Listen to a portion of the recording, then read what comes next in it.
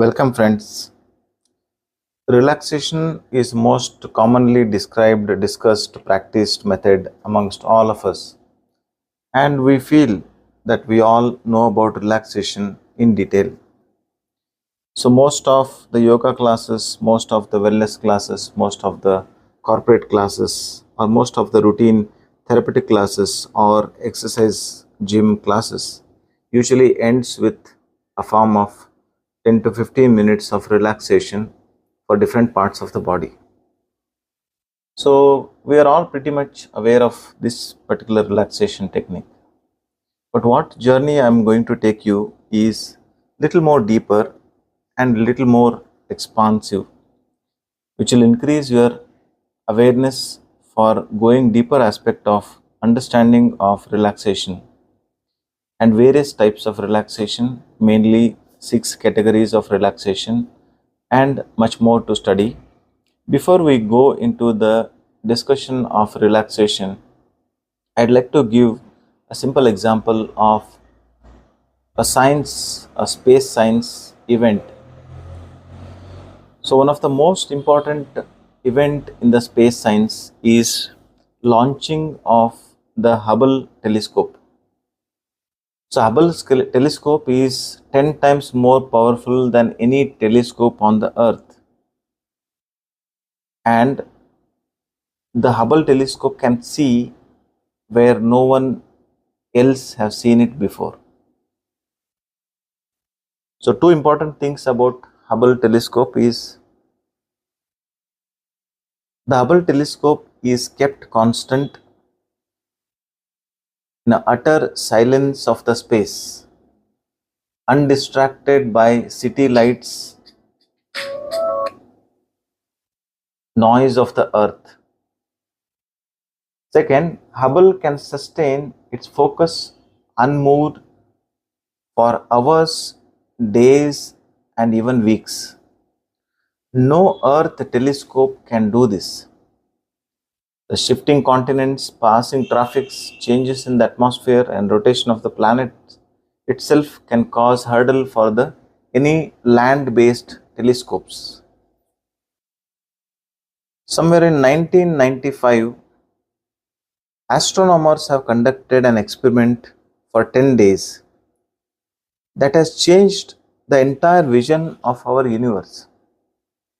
The name of the study is called as the Deep Field Experiment. The Deep Field Experiment. So astronomers have aimed the Hubble telescope towards a patch of the space that has always appeared completely empty. A dark, small spot in the sky, where the Earth telescopes they have indicated that there is nothing existed there. So this experiment has a surprising findings that more than 1 trillion stars extending to the vast very edges of the universe, thousands of galaxies, and each galaxy containing billions of stars. So astronomers have concluded that this discovery transforms our vision of the universe. So similar to this deep field experiment, when we go deep into the understanding of the relaxation, we get to know much more than what we understand superficially. The journey of relaxation into the inner space is also a great potential with lots of discoveries and adventures similar to the Hubble telescope. So this is true that meditations, imagery techniques, yoga have embedded deep into the religion and philosophy, but also there are tools like PMR or autogenic training which are generalized and which are having ordinary tools. So in our understanding of relaxation, we will study the A, B and C of the relaxation. That means attention, behavioral and cognitive relaxation. It's a simple idea of attention, behavioral, cognitive changes, and relaxation. So let us dive deep into this relaxation. The key to relaxation is sustaining a constant attention while diminishing overt behavior and convert our cognitive activity to elaborate all the forms of relaxation, both secular and spiritual types of relaxation. It only needs a sustaining, passive, simple focusing. So, this relaxation at the moment we call it as a passive, simple focus. Every one of us have experienced it. Some might be simply gazing at the sunset, an instant of feeling of sense of peace and beauty as the golden rays burst through the clouds, or simply reading a moving story, or closing your eyes, feeling the nature. There are so many varieties of experience of this passive, simple focus. If we are able to sustain this passive, simple focus uninterrupted, a state of passive, simple focus is made easier by practicing simple formal relaxation techniques. So there are various research based on these relaxation techniques, and some of them I'll share it with you. There are a lot of surprises, rewards when you learn and practice these relaxation techniques. Even though we are heavily derived our resources from Vedanta and yoga philosophy, we also keep the evidence-based approach intact. There is something called as the cycle of renewal. All the approaches to relaxation evoke a fundamental process of healing and growth, in which we withdraw our efforts from the day, we recover, and we reopen ourselves to the world. Let us call this as the cycle of renewal. In the religion, we speak about global cycles of death, birth, repentance, forgiveness, as well as acceptance and enlightenment. But in our professional approach of relaxation, we include the mastering of discipline of withdrawing from everyday stress for healing and recovery. And after this healing and recovery, we return to the world more refreshed and restored. So each time we pause and sigh, we display a moment of relaxation and renewal.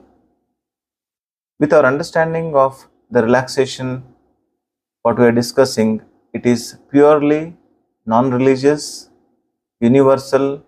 We present it as evidence-based as possible, evidence-based relaxation, renewals, and it proposes how the cycle of renewal works. Usually, our relaxation consists of three basic constructs. We call it as R states, R beliefs, R attitudes. So, relaxation states, relaxation beliefs, and relaxation attitudes.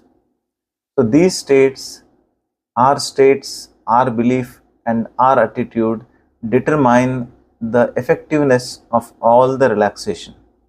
So let us see what are these R state, R belief, and R attitudes. R states. A decade of research done by Dr. Smith in 1999 involves several participants have revealed that the relaxation evokes at least 9 specific states of the mind, which we term R states, relaxation states.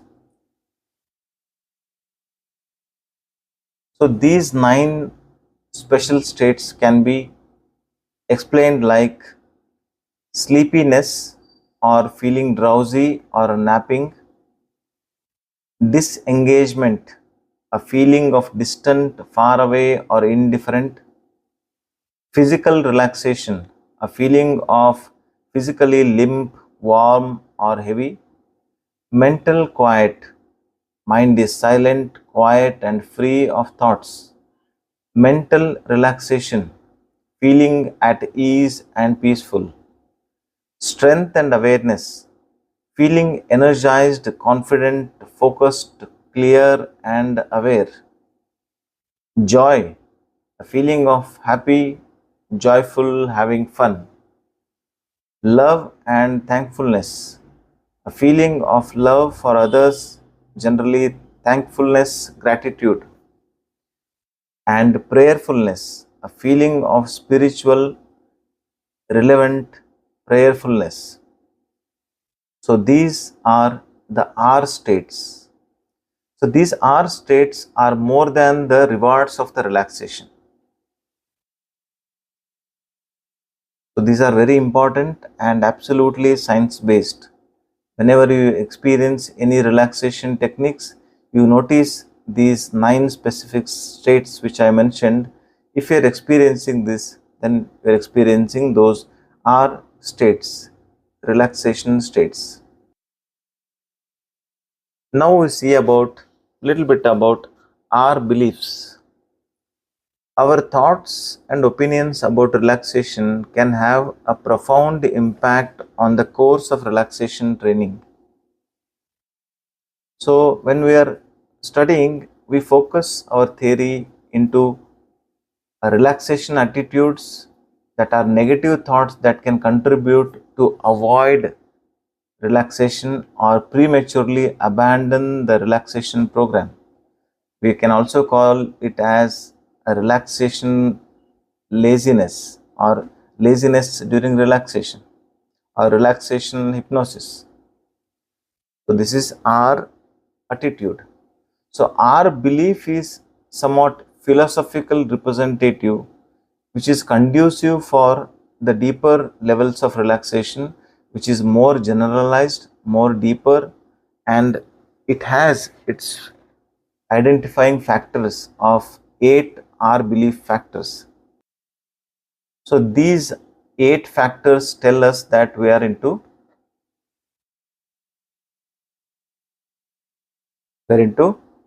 our beliefs. Optimism, a view the world is with optimism, a feeling of optimism, a belief of that. Acceptance, accept the things that cannot be changed. Honesty, to be honest with yourself and others. Taking it easy, know when to let go and take it easy. Love, relate to others with love and compassion. Inner wisdom, trust the healing wisdom of the body. God, trust God's love and guidance. And deeper perspective, put your concern in deeper perspective. These are 8 R beliefs. The relaxation technique does not just stop with instruction of these techniques and you do the technique and you learn everything. Not that. It only mainly addresses the client's attitudes and beliefs through which the cognitive restructuring can happen. Whenever we go to any psychologist for cognitive behavioral therapy or acceptance and commitment therapy or whatever counselings you go, you note down the attitudes and belief systems of the patient, and then you guide the patient for a positive, needed, required cognitive restructuring. So this is a central feature of cognitive restructuring in this relaxation will happen when you understand the attitudes and the belief systems.